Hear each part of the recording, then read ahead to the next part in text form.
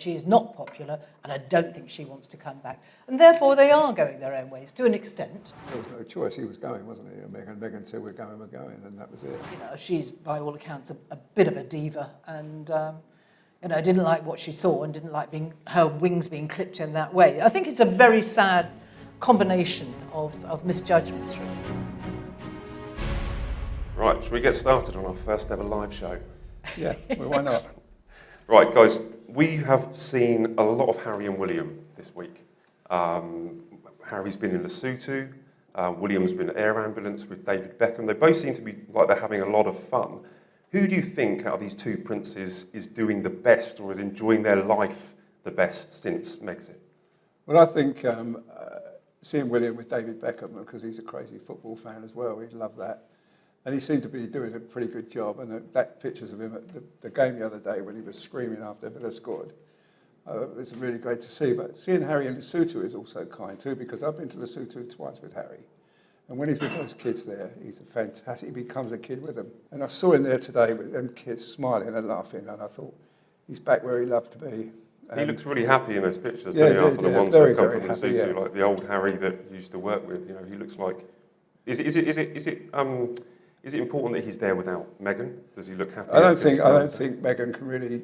Well, I don't think she can come here much at the time. I don't think people got much of too much of her. I mean, I think she's struggling a bit in popularity in certainly the UK, and I think they seem to be doing things separately now. She's got her programs, he's got his program, and he comes into Britain now. He comes in without any fuss. He comes over and He came for the Invictus Games. He was in and out in a day. He then comes over for his uncle's funeral, in and out in a day, no fuss. And recently he came over for Well Child. Now, Well Child is a fantastic charity that Harry just loves. And he's not given that up. And because when he's with those children, they're very sick children, he just makes them laugh and they hug him and cuddle him and he just absolutely loves it.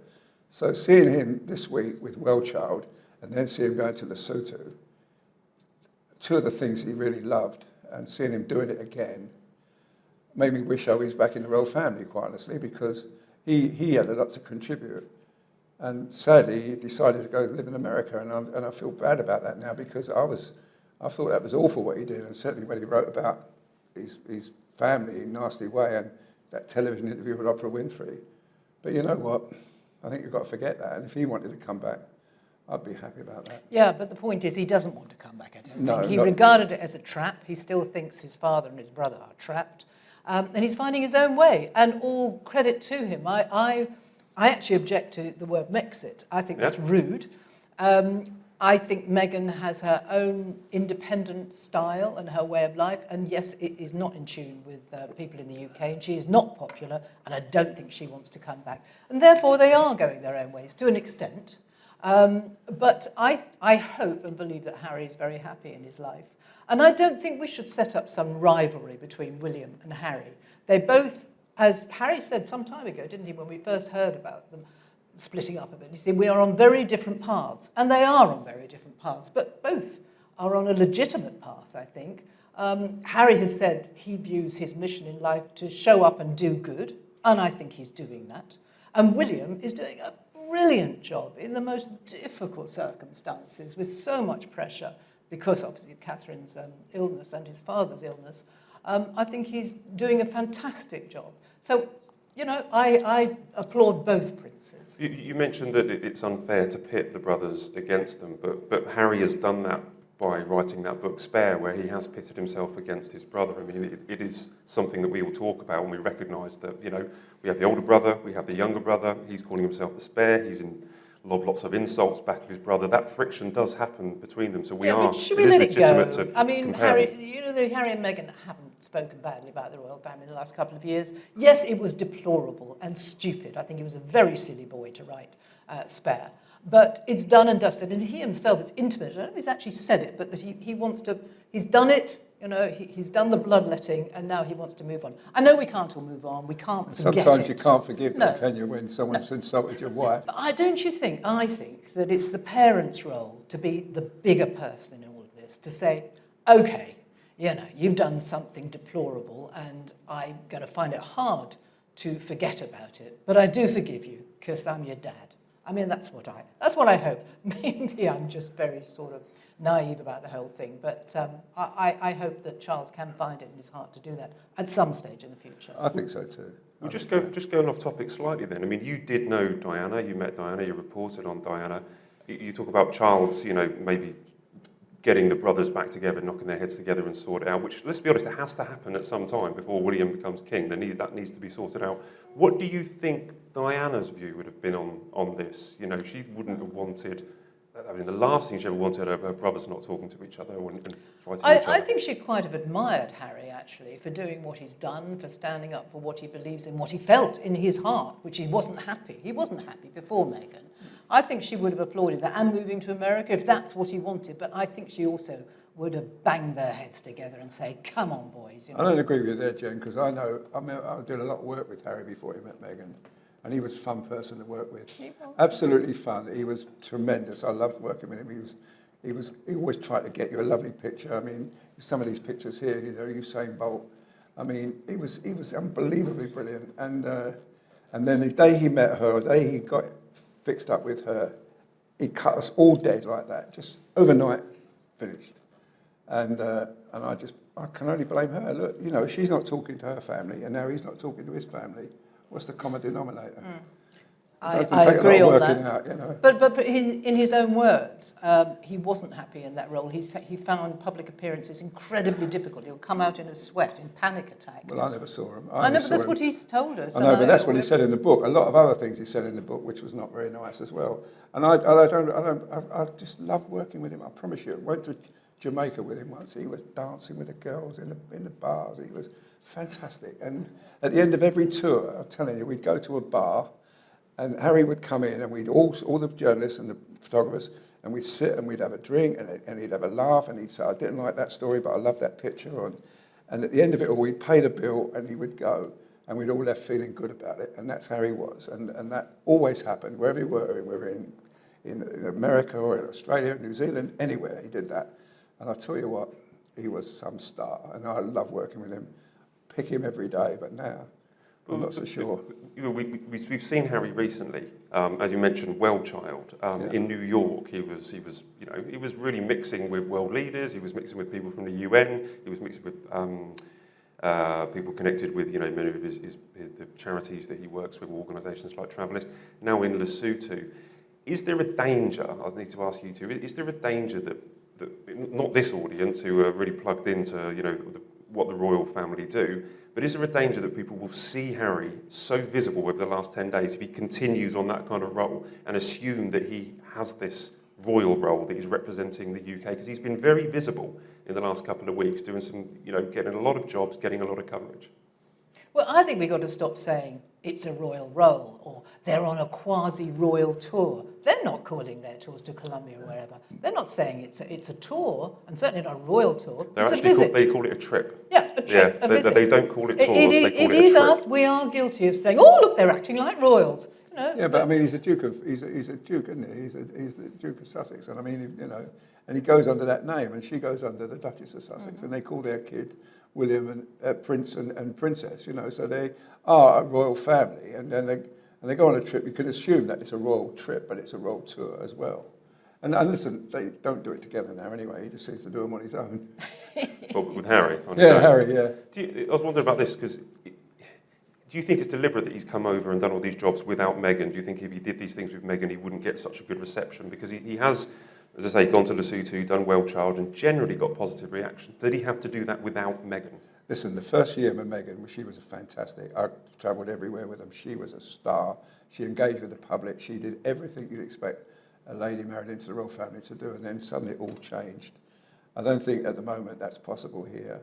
I think there's so much bad feeling with the book and the Oprah Winfrey and some of the Netflix things they've got in the pipeline. Maybe that's even more damaging things they're going to be saying, but I don't think she could turn up here with him and do a visit. I mean, she may be, but I don't think she I'm wants not to. she would. What I do don't you think she would. You're on the road. Well, my personal view is that Harry is trying to. We might talk about this a little bit later in the show, but my personal view is that Harry is trying to make moves to come back and do more work in the UK. We know that he's been reaching out to friends. We know that he's been, not actually wanting to work as a full-time royal or a part-time royal, but he wants to spend more time in the UK. But he can't do that without Meghan.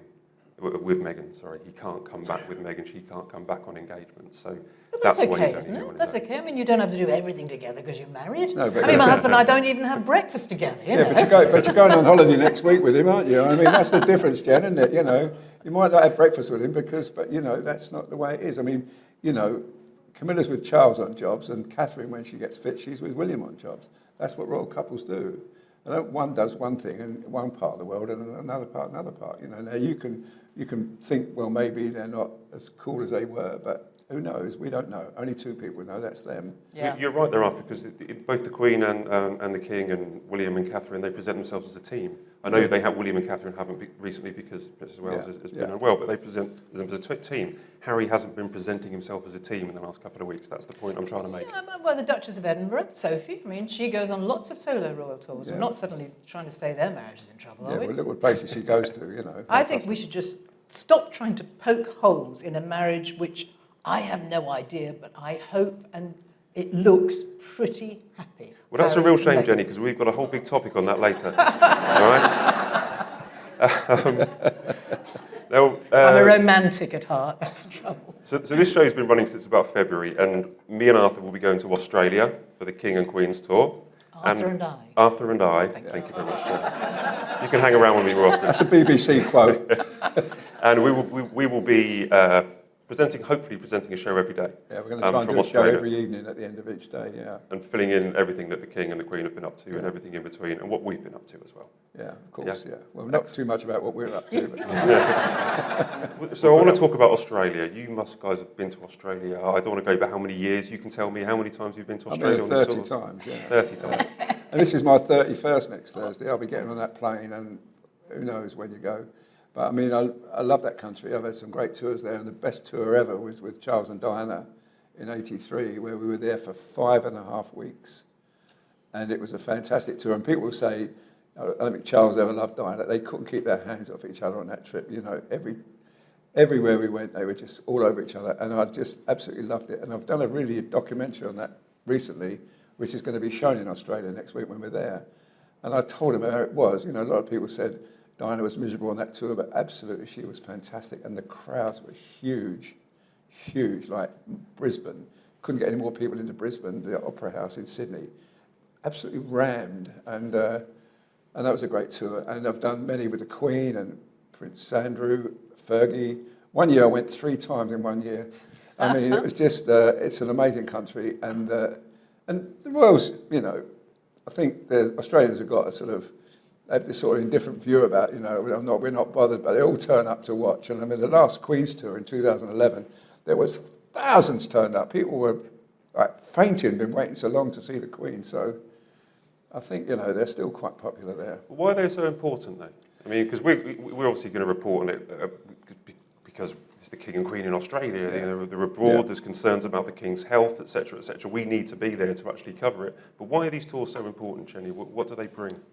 Oh, well, I think that when you travel with the royals, as Arthur and I have done for many years, you see them flying the flag for the UK, essentially. Yeah. And they do leave behind a sea of smiling faces. It's fun. I mean, a big celebrities come to your town for a start. But also, there are trade deals that follow. I mean, maybe those trade deals may have been signed anyway. But it is just really being ambassadors for this country in large letters. And it's very exciting to see. Once I took part in a debate about whether we should have a republic or not, whether George should ever be king. And I made one point. It was a very Republican audience. But I made one point, which is when it was during the Queen's reign. I said, when the Queen travels abroad, or you mention the Queen, everyone knows who the head of state of the UK is. And I asked the audience, tell me, who is the head of state of Germany? And they all sort of shifted. I'm not quite sure. Or even of Ireland, I thought. And, they just didn't know. And that swung the whole debate. So it is a sort of global recognition, a global platform that the UK is given by their presence, I think. Sometimes they go wrong, though, don't they? Or almost wrong. You were there. Were you both there for when Charles almost got shot? I remember the footage. I remember that. What happened? God. I was walking back to start my pool. Pool is when you assemble to take photographs at an event. I had these 2 shots go off. I I ran round the front, I saw a pile of bodies on the ground, I thought, my God, the King's under that, or the Charles is under that. I rushed up onto the stage, this policeman threw me off, like that. And then I saw Prince Charles standing there, just in his cuffs, going like that. Anyway, I spent all night buying pictures of the event, because I was walking back, I never saw the actual shots going off. All night long buying pictures and signing contracts for the next day. Oh, but what an event. It really was. I know. Yeah.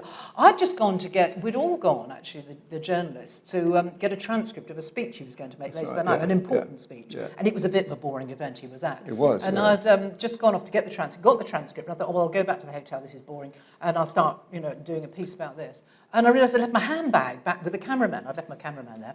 So when running back to get my handbag, picked it up, thought, oh my God, what's happened? Oh, geez, yeah. Frightening. It was terrifying, wasn't it? Oh, terrifying. Those shots. And I remember rushing out. and photographers falling over and people were trampling on them to get, they didn't care, they had to get to the front there to try It was a starter pistol, in case you don't remember. It was a starter pistol, yeah. And it was a disgruntled Cambodian... Yeah, it was, yeah. A protest, anyway.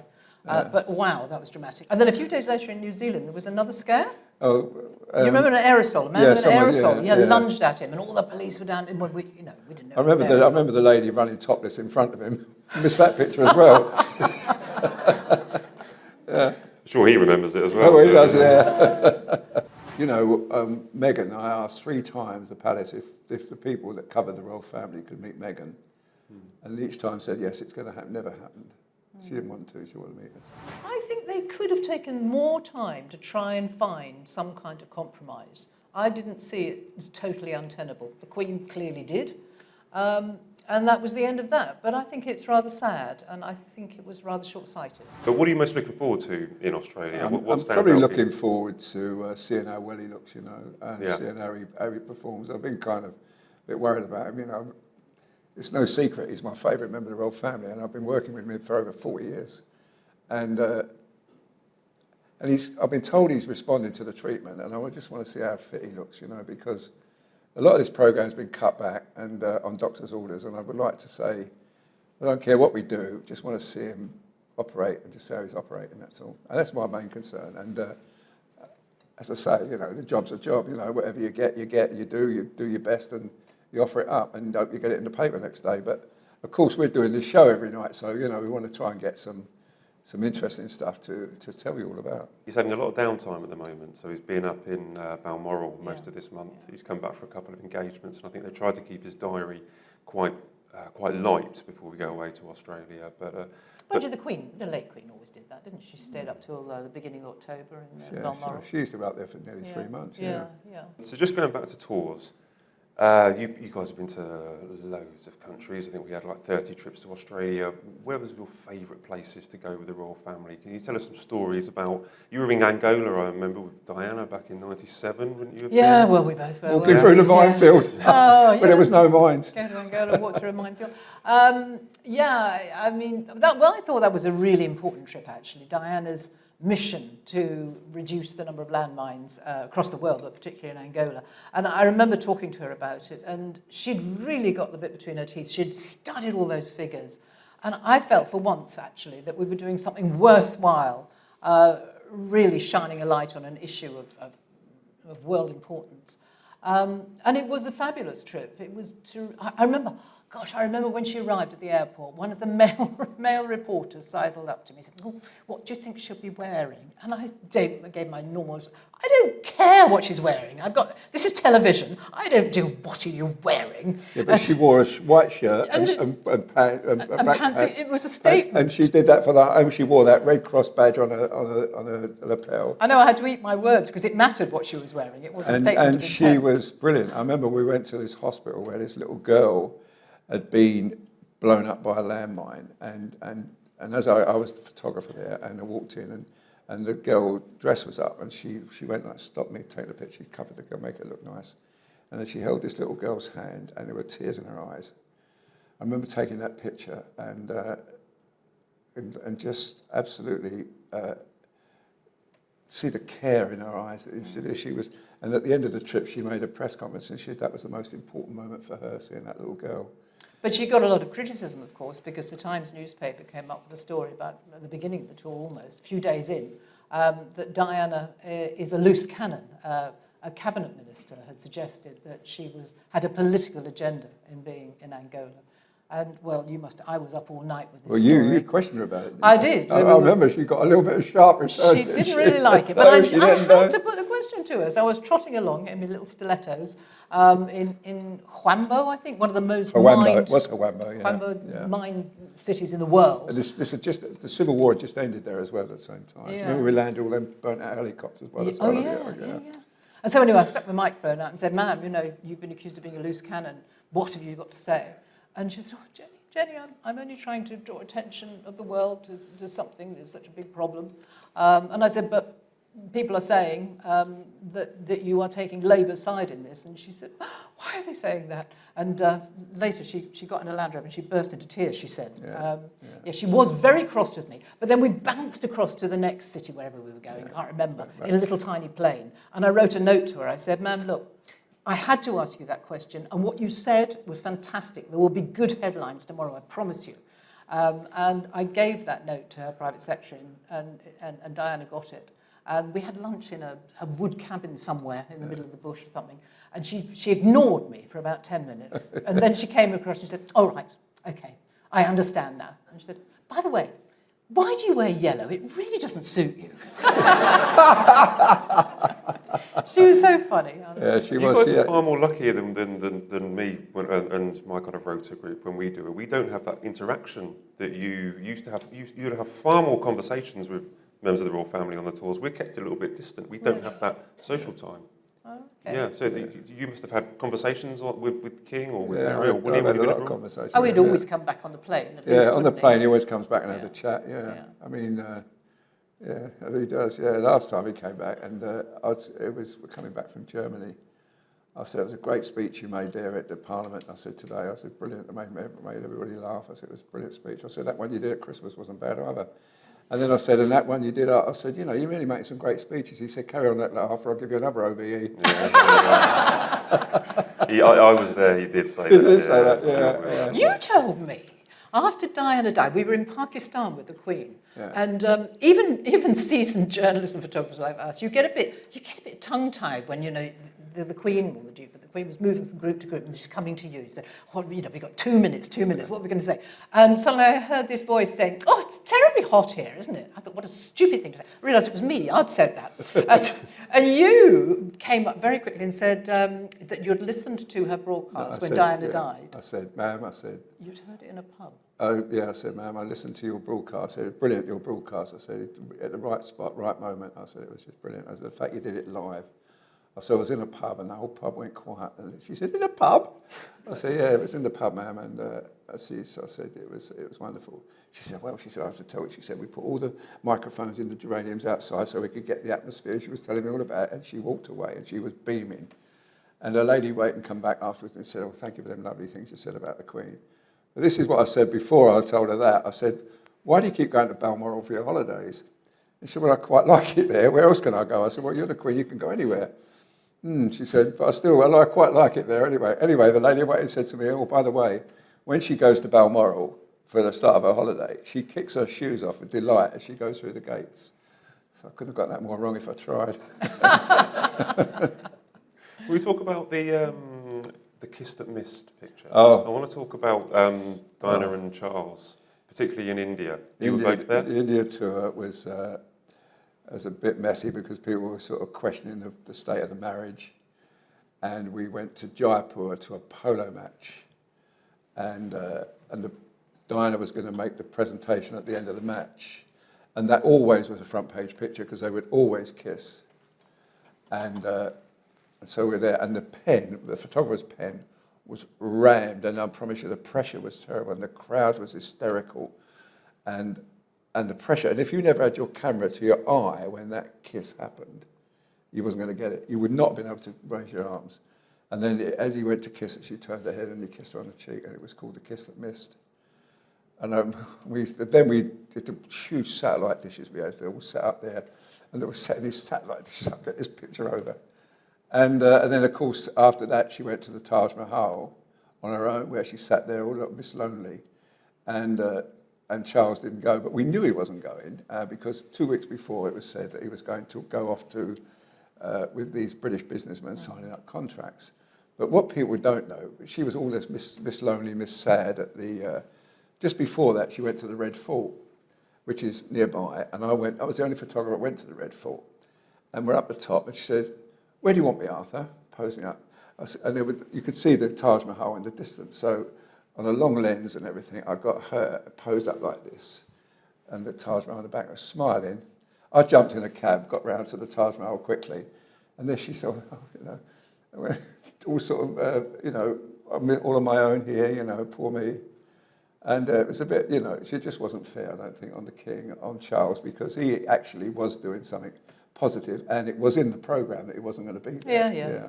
So Diana, I don't want to put words in your mouth. Do you think Diana was deliberately using you or using the press at some time? Oh, she used us, yeah. Oh, God, yeah, she used us. Oh, no doubt. I mean, even though after she divorced from Charles, I remember going to Argentina, and 30 of us on the plane. Anywhere she went, we all went because she was a hot story. She was like a megastar. She was like the most popular member of the world at that time. Her mother, Teresa, it was just incredible. And she was just a star. And she was always, her dress sense was brilliant, wasn't it, Jen? I remember once she was wearing polka dot socks, and she said, "What do you think of the polka dot socks?" She wanted you to know about it, So and I remember up at the polo once looking at Hello magazine, seeing what she had in there, So, she was... she was complicated. She was complicated, but she was... But I liked her a lot. I liked her too. She was a star. I remember once she had her hair cut short once.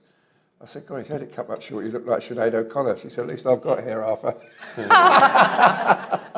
Well, she invited me to the palace a couple of times for talks. I get one of my letters to her saying, "Look, actually, I think it was maybe after Angola or something, I wrote and said, we really need to talk as two women. Can we just meet over a cup of coffee or something?" And to my amazement, she asked me to the palace a couple of times. I went to Kensington Palace, had long chats with her. And she told me everything practically, almost everything that was in Panorama. Before Panorama, there were three of us in this marriage, and we discussed whether she'd had affairs with whatever, and her views on Camilla. She told me at that time that she thought Camilla was loyal and discreet and deserved some form of recognition. She wouldn't go further than that. I never heard that before, Jen. That's pretty terrific. She did say that.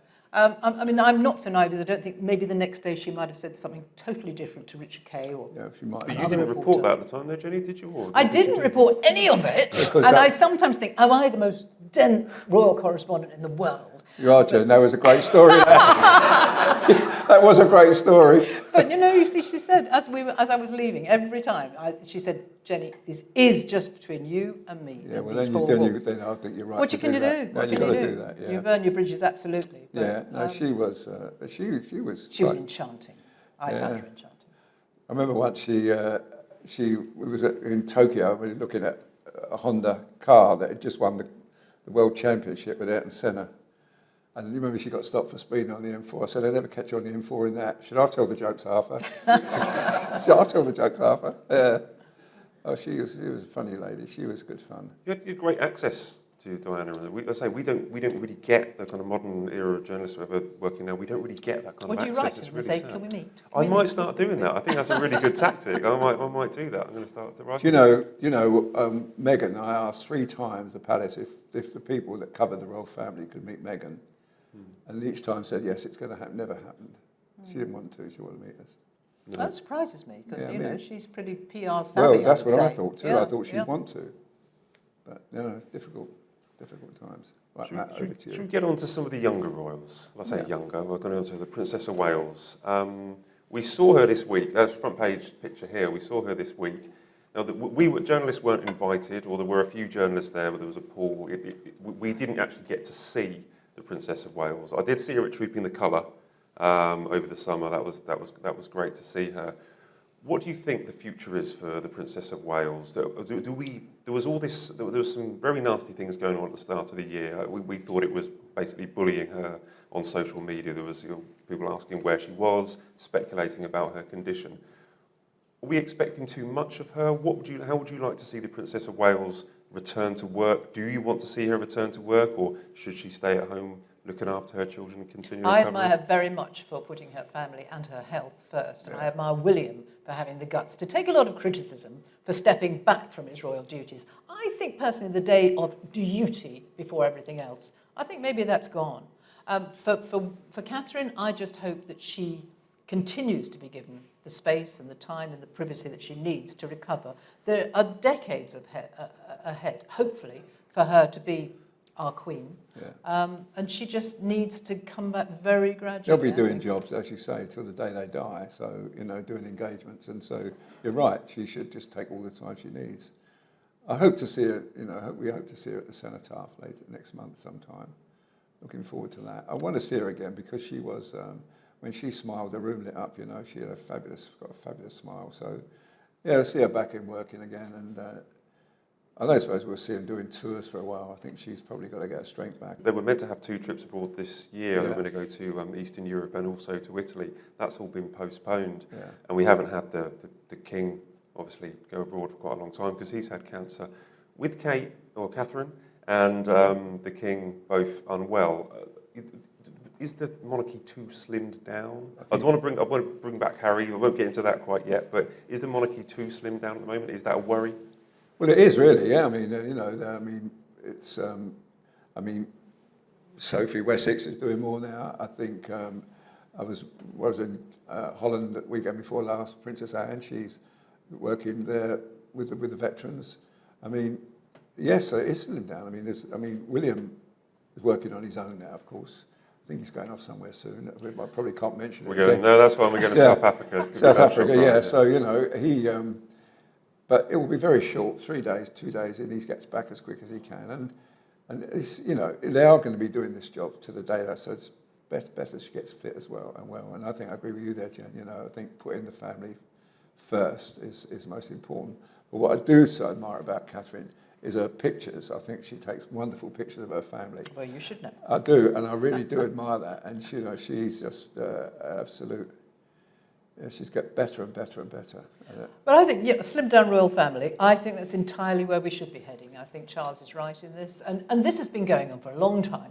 Back in 2012, I think was the first time we saw just the key members of the royal family on the balcony at the Diamond Jubilee celebrations. And that's when we all started saying, this is the way that they want to be in the future. I don't think there is a public will to stump up a lot more taxpayers' money to fund other working royals. Beatrice and Eugenie and Peter Phillips and Zara Phillips and Mike Tyndall, Zara Tyndall and Mike Tyndall, they can come along and help, lend a hand at garden parties, but they don't have to be paid. They don't have to be on the payroll. I don't think there's a public will for that. And if you compare it with other European monarchies, many of them have just got 4, 5, maybe 6 key members of the family. They manage it. I think we just get used to the idea that not every charity and organisation can have an active patron.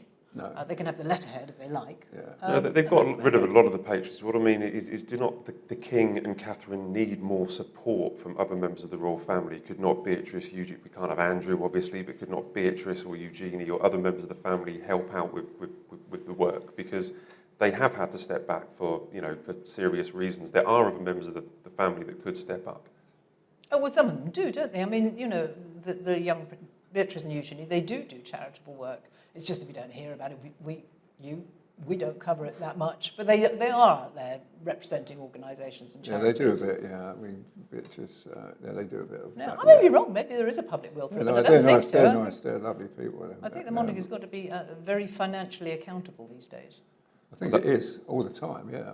They publish their accounts every year, don't they? And every year it sort of looks even more expensive. But, I think they're worth every penny personally. I think they are. I think they bring a lot of prestige to this country, and I think they're great ambassadors for this country when they go abroad. And I think they really mean a lot. And I wouldn't want to see a monarchy. I wouldn't want to see an end to the monarchy. I wouldn't want to see a president here, some broken down old politician walking around with being president. No, thank you. What do you think? Well, on a slimmed down monarchy? Well, it poses the question, and I hate to keep returning to it, but whether they could have found a role for Harry and Meghan to have a half in, half out, I hybrid think role. they could have. I think they misstepped there. I'm not saying that I agree with you there, Jennie, by the way. I'm just posing it as a question. Well, I thought that at the time. I thought, well, come on, Harry's saying, could we possibly do this? We don't want to be full-time, and my wife is American, and she'd like to spend time in America. I think they could have taken more time to try and find some kind of compromise. I didn't see it as totally untenable. The Queen clearly did. And that was the end of that. But I think it's rather sad, and I think it was rather short-sighted. Well, I see the problem was that Harry and Meghan were so impetuous. They made that decision straight away. They posted it on Instagram, didn't they, the very night they'd decided it, before they'd really discussed it with the Queen. They chucked it out there and said that they kind of made the decision that they were leaving. They were being too quick. They were being too fast. If they'd just taken their time, sat down, had sensible conversations rather than running away, putting things on Instagram, we could have come up with a more kind of sensible Well, solution. Harry has said that they were talking about it for quite a long time beforehand. He was trying to find a way. He wanted to live abroad. He wanted to live in New Zealand or South Africa and then have a Commonwealth role, I think. Well, good. Yeah. I think it could have worked. Do you think it was a misstep to not allow them to have half in, half out, knowing what we know now with There two was funerals? no choice. He was going, wasn't he? Meghan said, we're going, and that was it. And as I say, he just made that decision and disappeared. And quite honestly, you can't be, it's his choice. He's got every, he wanted to leave the royal family and he wanted to live in America with her, and that's his choice, and I think that's fair enough. But then go and start being really nasty about the royal family here, the pair of them. I thought that just to make money. I thought that was, the Duke of Windsor, when he quit as the king, he abdicated and he became the Duke of Windsor. He went abroad, but he never ever said anything bad about the royal family. He might have met Hitler, but he didn't say anything bad about the royal family. They try not to, I suppose they try not to lie to you, but they do bend the truth and they obscure the truth. It's very odd that she is totally estranged from almost everyone in her family except her mother, and I think one cousin that we know about. And now she has estranged Harry from his. I mean, it's tragic, I think. We're doing a story in The Sun about the Sussexes, because basically what's been happening is in recent weeks, in recent months, they've been splitting the business operations between the Duke and Duchess of Sussex. This ultimately leads to speculation whether all is happy in Montecito, because their head of comms is only going to look after Meghan's business ventures, and William's business ventures are going to be separate. Do you think that symbolises or it indicates the fact that they may be going in separate directions if their business ventures are divided? I think it suggests their business ventures are probably very different, and they are very different. I go back to the idea, I don't think we should be trying to drive a wedge into their marriage just because they're have different commercial interests or charitable interests. I think that's my view. Oh, I don't know. I mean, I remember when there was speculation with Charles and Diana's marriage, and the palace was saying, "No, it's pretty good, it's solid, it's great," and it wasn't.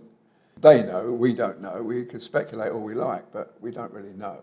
Yeah, maybe we shouldn't speculate. I mean, being a royal correspondent, royal correspondent, it's incredibly difficult. I worked alongside people who were war correspondents, and they came into this job and said, do you know, it was actually easier to get at the facts, covering a war, because you're operating through these massive sort of curtains and shrouds to try to get to the truth. We don't get to ask Charles or William out for a lunch or a drink, whereas a political correspondent will ring up a cabinet minister and they'll go out. It is a very difficult area of journalism, and that, I suppose, leads to lots of speculation, which inevitably we do.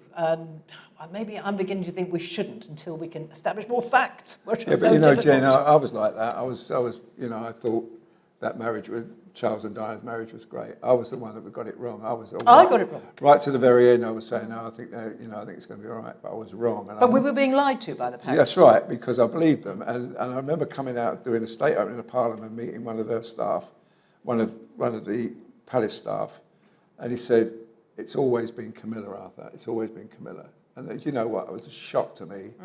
And of course I looked at it, and probably that was true, But I was determined. I didn't want to admit to it. And then we went to Korea, that awful tour of Korea, which they hardly looked at each other, and it was so miserable. And I mean, they just couldn't wait. That was the last tour. They came back, and then a month later, John Major announced in the House of Commons that they were separated. And I promise you, that was it. That was the end of it. It's really interesting you're saying that sometimes we get lied to. So, we do get lied to, right? Do you think that they tell us porky sometimes when we're actually trying to report the truth or get the stories out there? Or was it wise for them to tell you that Charles and Diana's Lie marriage is was a still strong successful? word, and they try not to. I suppose they try not to lie to you, but they do bend the truth and they obscure the truth. Well, they do obscure the truth. It's more like, if you ask, is the marriage in trouble? They're not going to say, yes, it is. And then the next day, the splashes in the Sun Palace, where it says the marriage is in trouble, they're going to say... Well, it'd be best if they said no comment, but they say, every marriage or has its ups and downs. They say, well, that's a private matter, we don't comment on that. That's their big get-out, And, but I mean, I remember that we did a trip to Brazil before, we went to Korea, and I watched them two there, and they seemed quite happy together, chatting away together, and I didn't think it was over, marriage was in trouble, but then when he said it's always been Camilla, I thought, my God, what a shock that was. But the Charles and Diana ended up coming out because the press officer literally did say they were struggling at one point. Was that not right? No. We was in Korea, and one of the private secretaries said, look, they're all right, it's not perfect, but they're trying to do...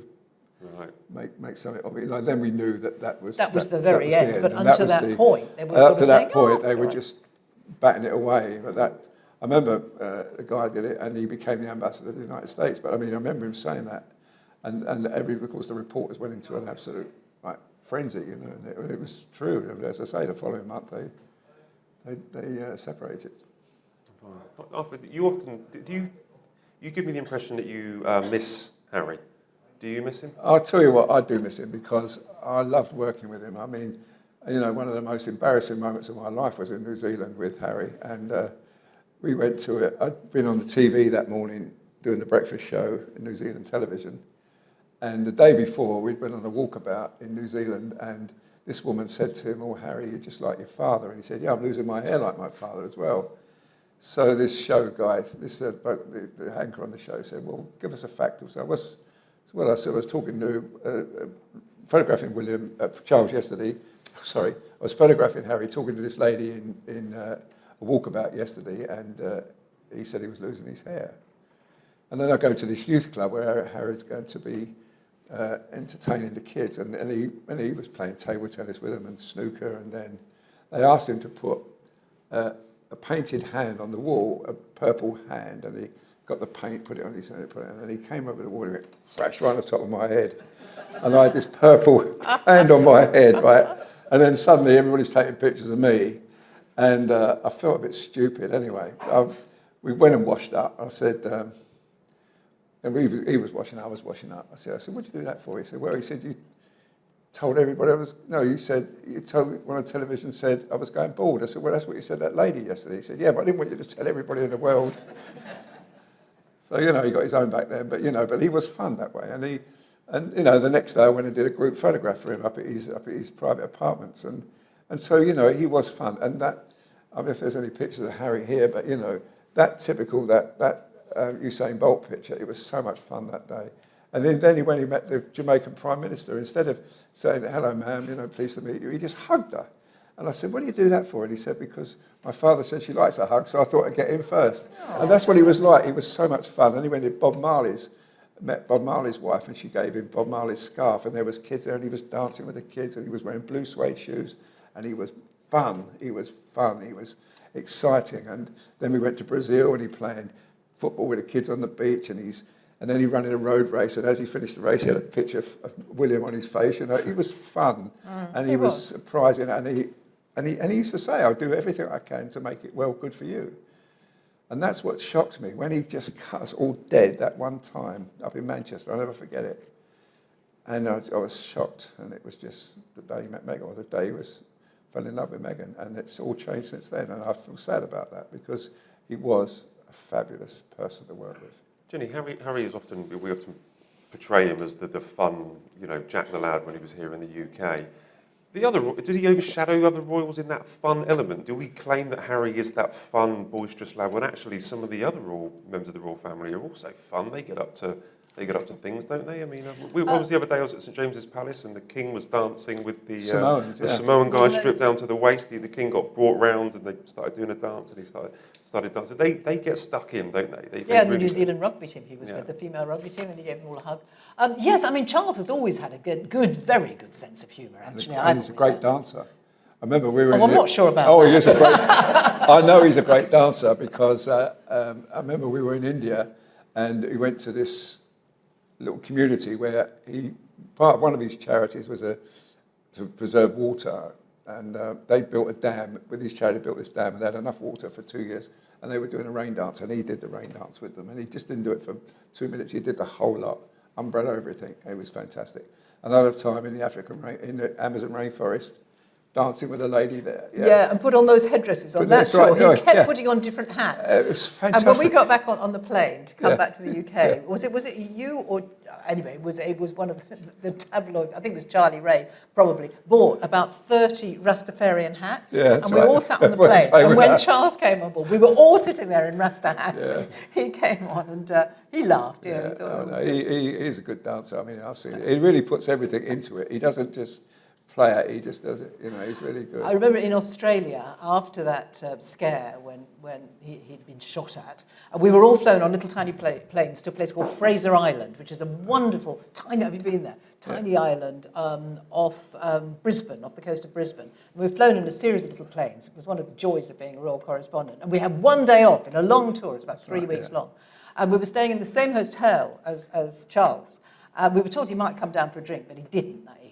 But we had a bit of a good time, actually. We had a bloody great party. That's why he didn't come down. He probably got no sleep. I remember, we did karaoke. We had a brilliant party, ITM were really good at the karaoke. They did do run run, do run run, do run. And their cameraman, big burly bloke, was wearing the producer's silk dress. Yeah, he was. That's right. Yeah. And every time he got do run run, he did a big somersault. Fiona's split dress, the dress. Fiona Bear Murray's dress. Yeah, that green dress. Yeah. And the BBC, we did a rather tame little we're all going on summer holiday. It was really awful. But then we all got in the jacuzzi. Did you get in the jacuzzi? No, I didn't outside? Go in the jacuzzi. 9 o'clock watershed, Jenny. You need to be careful here. Where we go with this? No, we didn't there go in were the bottles jacuzzi. of wine in the jacuzzi. Everybody was well jarred up. Yeah. It was absolutely fun. Oh, and there was Trevor Fishlock from the Telegraph and Alan Hamilton from the Times. Yeah. And Alan only had his underpants, white underpants, and he was in the jacuzzi. And as he got out, you could see his bum crack.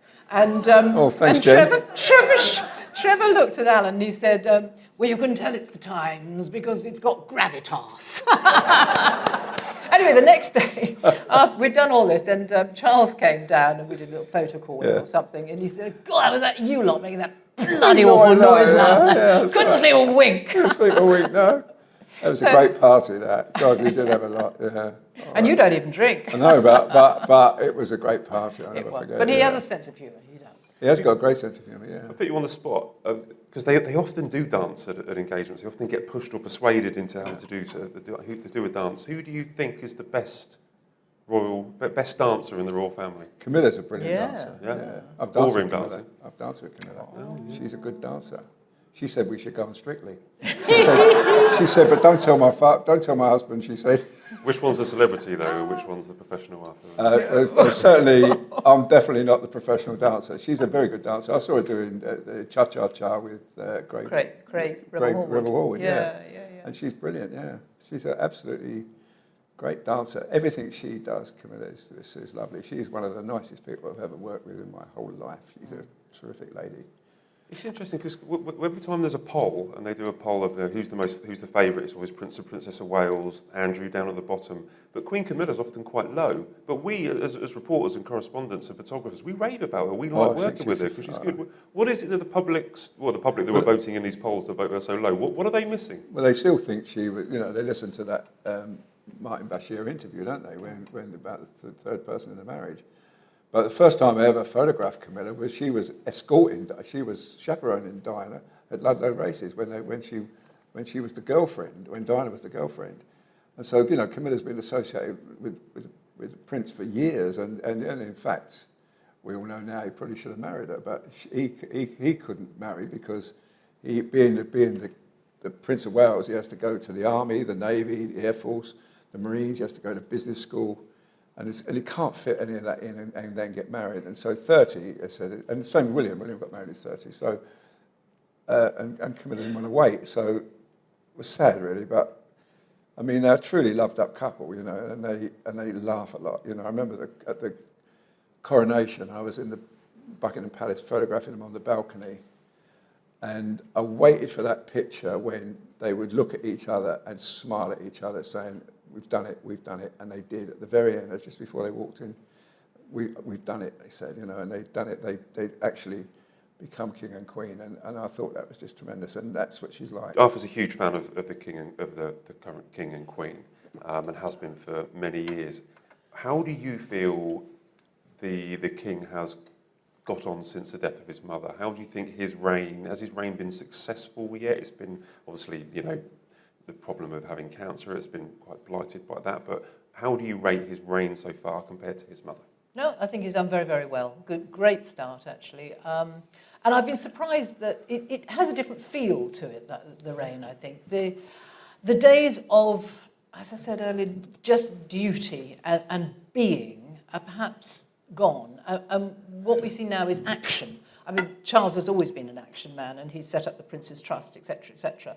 And in his demeanour, from the very start, when he went down to Buckingham Palace, and someone said, "Can a lady in the crowd, you know, mourning the death of the Queen, said, may I give you a kiss or hug you?" He just said yes, and he's much more approachable. He's carried on like that, and there are actions, not just words or tacit support for organisations now. He's setting up new initiatives all the time, you know, the food waste, etc. So I think he's made a wonderful, deep impression in this brief period of his reign, and just hope it can go on for another decade or two. Yeah, I agree. Yeah, I do. Well, if he lives to the age of his mother, we've got another 15, 20 years. I hope so. I hope he does. Yeah. He's such a great guy. He's such a lovely man. But if we were to cast even further forward, how do you think Prince William will ultimately fare as king, based on what we know about him now? Well, if you remember, there was a few years ago, as people were saying, you know, we should probably bypass Charles and go straight to have William as a king. You know, you wouldn't do that to your worst enemy, given that job. This job is an unbelievable, tough job, being the head of state. And it wouldn't give that, you know, William will have his turn one day, and when it comes, you know, he'll do it properly. I think he's got all the qualities, and with Catherine, I think I think he can do anything he wants. He's just a super member of the Royal I family. think it'll be very different, though. I of personally course, yeah. think that he'll be a far more modern monarch. I don't think we'll have all this curtsying and bowing stuff, hopefully. No. I have, to my credit, in 36 years of doing this job, never curtsied, never saw a reason to. I'm sorry, but I'm a journalist. I don't see the reason to curtsy. I think they'll do away with that. And I can't see a coronation like we've just witnessed. I cannot see that. No. I mean, I learnt all that stuff because I was reporting on the coronation. You know, the glove of this and the cap of state and the sword of this, that, and the other. Yeah. I mean, there'll be some of that, but I think William's reign will feel and look different. Yeah. Right. We need to move on to the quick-fire questions, okay? So I will read these out, and I'll have quick, fun responses from you if possible. What stands out as the most unforgettable royal event you have been to, Arthur? When I was in Rome, and when I was waiting outside the Vatican while Prince Charles was meeting Pope Francis, and he sent out, Prince Charles asked Pope Francis, he said, a photographer outside, he worked with me 40 years. Can you go and get him? And they come out and got me. Yeah, it was a big occasion. Yeah. You jumped the queue. I couldn't believe it. And when I went in there, and then he introduced, said, "Holy Father," he said, "this man's been working with me for 40 years." You know, the Pope started smiling and laughing, and it was great. Yeah, it was a great occasion. I was so excited about that, and I've never forgotten it. Yeah. What stands out for me, I think, is that moment that Brian May stood on the top of Buckingham Palace and sounded out the national anthem at the party for the Golden Jubilee. Yeah. I just loved it. Which royal has the best sense of humour? Well, I think, Harry, I mean, he had a great sense of humour, but also, you know, Prince Charles got a great sense of humour. He always sees the funny side of everything, and he always turns a thing into a joke if he can. I think it is Charles. I think, he's got a great sense of humour. He used to find me very funny. And he'd sidle up to me and make comments about my jacket or my shoes, which were usually stilettos. And he just played the game. He was good. Yeah, excellent. Right, so we are out of questions. So this is now your opportunity. If anyone has any questions, you can feel free. Anything that we maybe have discussed. We've got two over here. Got a microphone who's going to come over. And this is a question for Jennie in particular. Since the revelations about the Martin Bashir interview on Panorama, a lot has been said about the extent to which Diana was manipulated. But reading your autobiography, you said that a lot of the phrases she used were ones which she was using before then. So what's your take on it now? Yeah, sorry, your microphone's breaking up a bit. Yeah, but what's my take on the Panorama interview? Given that she, well, I'm enormously despondent that someone working for the BBC should have done what he did.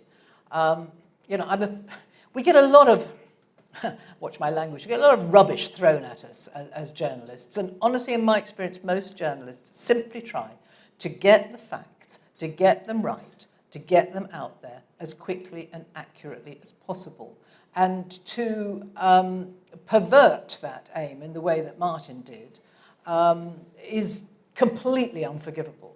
And I'm sorry that Diana was taken in. I also think that because Diana had told me almost everything that she said in Panorama beforehand, that she did want to get her story out. I think Martin was in the right place at the right time and persuaded her. And perhaps I should have tried harder by some, I hope not devious means, to do so.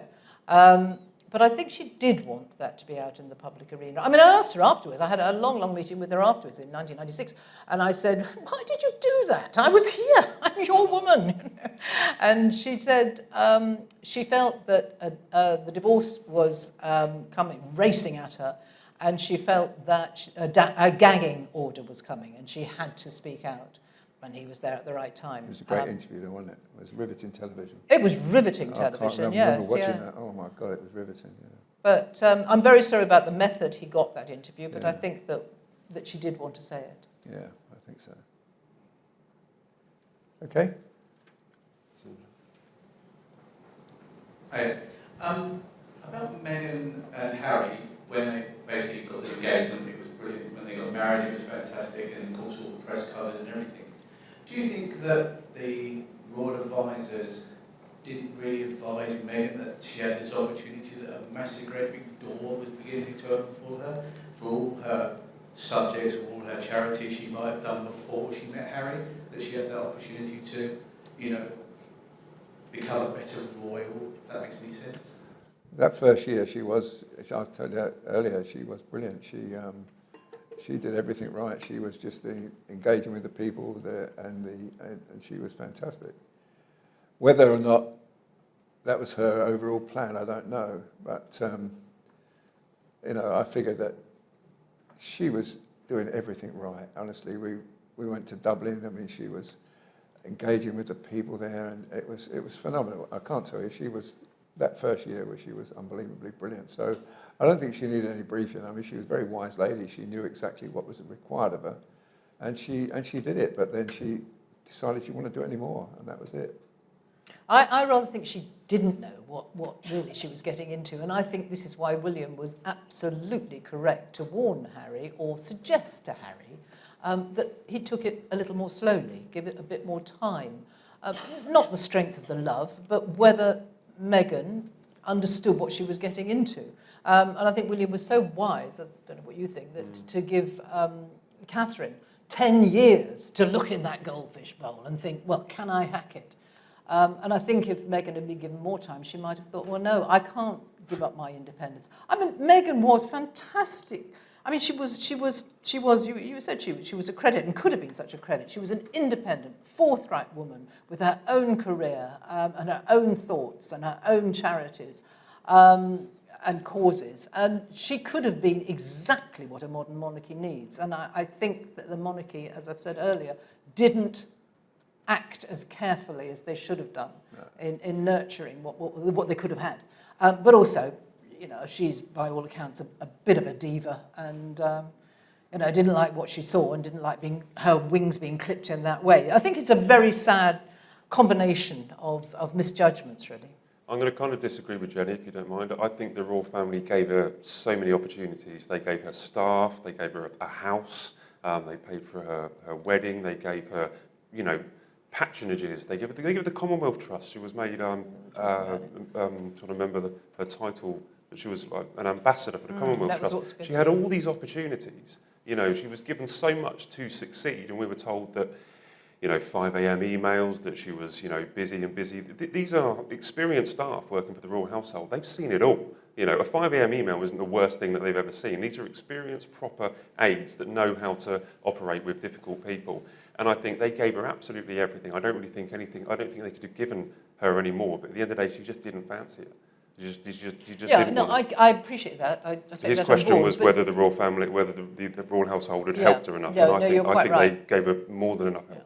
But I think that more time, she should have taken more time, and Harry should have encouraged her to take more time to see, is this for me? Yeah. And it was a very bad fit in the end. Yeah. We agree on that bit. We agree to disagree, okay. Wherever you go, this one first? Yeah. Sorry, I should point for you, shouldn't I? Yeah, sorry. This isn't a question. Can I tell you a story? Yes. Of course. First of all, you have a wonderful smile. Thank you. And Arthur's, yours isn't too bad. What I mean? How about Matt? Oh, yeah. He's not on the panel. I had the honour of being invited to the Queen's 75th birthday party. And I turn up, there's 230 celebrities there, and me. And the Major Domo was trying to make himself heard to call in people in for dinner. So I said, do you want me to do it? So he's, oh, yes, please, oh, yes, please. So I stood up and I said, my lords, ladies and gentlemen, would you please, blah, blah, blah, blah, blah, blah. And as soon as I'd said it, and the Queen started to come forward, I thought, Christ, I didn't mention her. So as she came past, I said, I'm sorry, ma'am, I forgot you. And she just looked at me and said, everybody does. Thank you. Oh, well done. Well done. That's a good. So this lady here, maybe? I'm losing count, sorry. Jennie, this isn't a question either, but it is to you. Earlier on, you said that Prince Charles, the King, being the father, should have said, I'm the parent, then, we should sort it out. Meghan is exactly the same. Her parent has tried and tried and tried, and she's not having none of it. Arthur, I think me and you agree. I think we're on the same page here. What's the common denominator? It is, yeah, Meghan.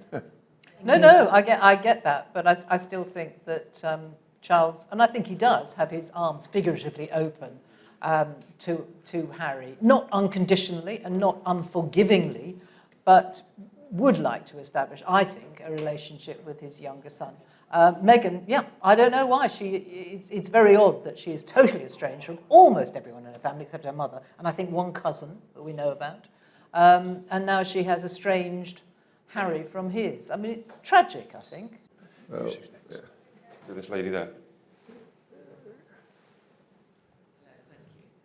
What are your fondest memories of our dear late Queen? Oh, what a magnificent woman. Magnificent woman. I remember, I've covered the Queen for 40 years, and I really did. When you went a job with the Queen, you waited for her to smile, because at some stage she would really smile. There's a picture there of her smiling there. And when she did that, it was just one that you always got a great picture, because she's just, as I say, she just lit up. And I remember once someone saying, when the Queen smiles, the whole world looks great.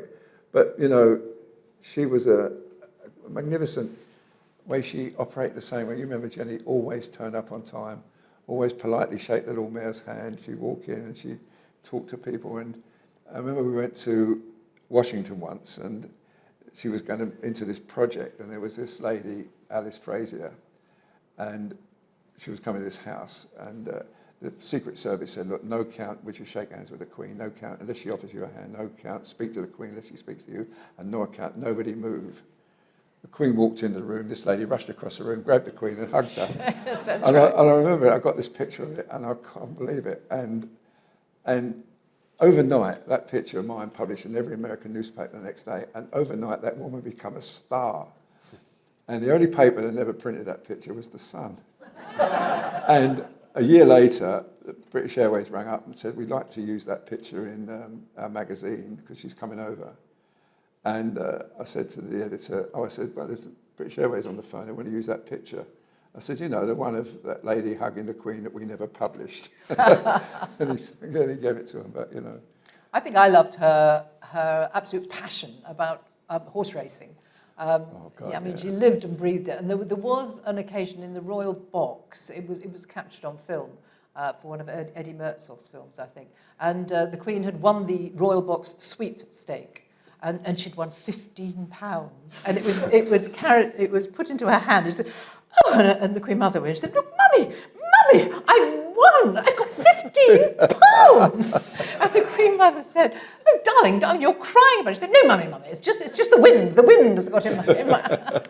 And she got such a thrill out of that. I mean, she was She had a great sense of humour, the Queen. I mean, it's a great story. You probably all heard it. We ran it in the paper recently about the Queen up at Balmoral, and she's walking with a detective, and come across these two Americans, and they see them, and they say to the Queen, "Have you ever met the Queen?" And she says, "No, but he has." And so they immediately leave the Queen and rush over to sort of talk to Dick. And said, "Have you met the Queen? What's she like?" I always said she can be very awkward sometimes, and she can be difficult sometimes, but and so they then go to the Queen, give them their camera, and say, "Can you take a picture of us with Dick?" And of course the Queen does that.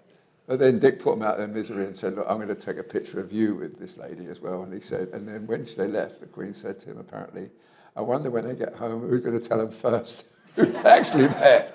They had no idea, even when they left, that they'd actually met the Queen. So it's a great sense of humour. So, she loved it when things went wrong. I think the Duke did as well on a royal tour. Yeah. I mean, I don't And when they think couldn't witnessed get the plane, when they couldn't get the steps up to the plane, so they couldn't get off the plane. I remember that. He was screaming at them. Well, they got stuck in the middle of a lake. Well, that carpet blew up all over the place. Yeah. What was that place in Canada who got stuck in the middle of a lake? You just told me. Oh, Winnipeg. Winnipeg. I keep forgetting the name. Winnipeg. Yeah. Oh, lots of things go wrong, and that makes a royal tour. It really does. It does. Yeah. Well, you hope things do go wrong. Yeah, because then you get a good story out of it. Thank you both for that lovely presentation. I'd be interested in your thoughts on Sarah Ferguson, because she's been sort of whitewashed out of history a little bit, but I thought she was gorgeous and fun and lovely. What were your impressions of Fergie? I agree with you. I think she was lovely, and I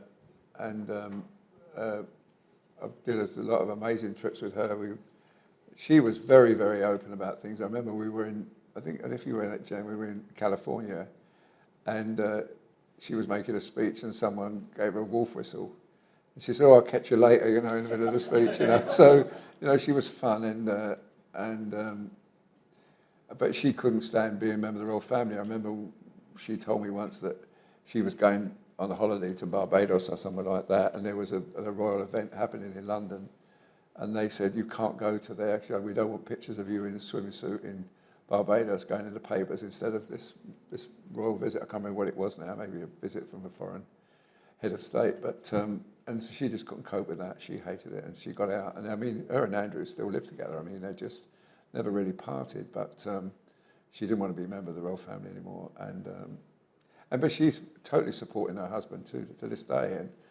And funny enough, this year at Sandringham Christmas Day, I was there, and she was there for the first time she went to church with Andrew, and I thought that was pretty good. And that's when I think the King has sort of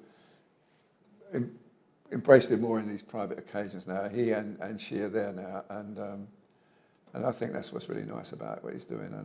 But she was such a lovely person, and she was just great. I remember once I was at an occasion in Dorking, and she went to sit down, and the chair wasn't there, and she fell back, and all the dress went up in the air, and I just didn't take it. I grabbed her and helped her up and sat her down, and I never forgot that, and she never forgot it either. And whenever I needed a picture, she would give me a picture, because she said, You know, she sort of appreciated what I did, or what I didn't do that day, and she really, and I tell you, it paid off so many times with her. She was just rather unwise, wasn't she, Well, in she those was, years, yeah, and she know, was, trying to yeah. sell access to Andrew, and then, gosh, I remember so well in the Annus Horribilis, which was already very horribilis, and I thought I was going to have a bit of time off in August, July, August, when the phone went 5 o'clock in the morning. Jen, need you in the office. What now? You know, we've had the Morton book, we've had the India trip, we've had this, that, and the other. Oh, it's Fergie. She's been caught having her toes sucked by a financial advisor. Oh, and she's God. topless. Oh dear, in the south of France. In I go. God, I'm a serious journalist. You know, I present the Today programme and do all the other things. And now I've got to talk about someone having their toes sucked while they're topless in the south of France. Guys, it's been amazing, so thanks very much. We have to finish it now, but it was a great first ever Royal exclusive live show. We've overshot by quite a long time as well. I thought we would be finishing earlier, but it's gone on and on. So can I give you guys a round of applause for listening to us and for your